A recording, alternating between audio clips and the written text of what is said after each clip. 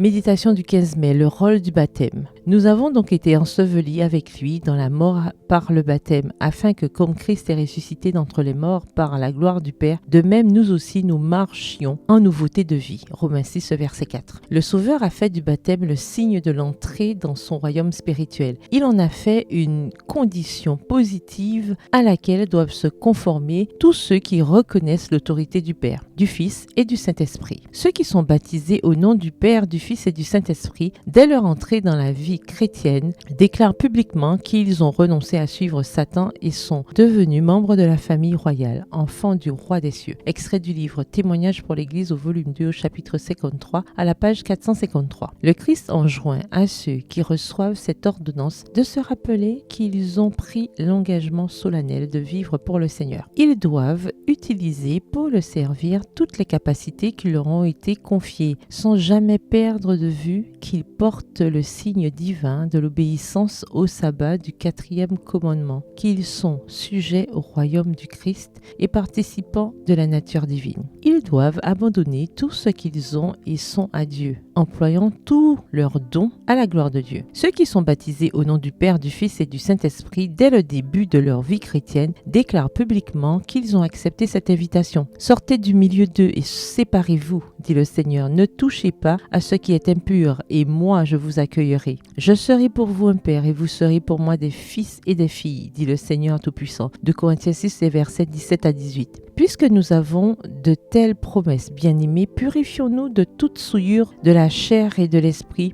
en développant jusqu'à son terme la sainteté dans la crainte de Dieu. 2 Corinthiens 7, le verset 1. Que ceux qui ont reçu l'empreinte de Dieu par le baptême tiennent compte de ces paroles, se rappelant que le Seigneur a apposé sur eux sa signature, les déclarant ses fils et ses filles. Le Père, le Fils et le Saint-Esprit, être infini et omniscient, reçoivent ceux qui entrent véritablement dans une relation d'alliance avec Dieu. Ils sont présents à chaque baptême pour recevoir les candidats qui ont renoncé au monde et ont accepté le Christ dans le temple de l'âme. Ces candidats sont entrés dans la famille de Dieu et leurs noms sont inscrits dans le livre de vie de l'agneau. Extrait du livre SDA Bible Commentary, le commentaire biblique adventiste au volume 6, le chapitre Romains 6 à la page 1075. Bonne soirée, que l'Éternel vous bénisse.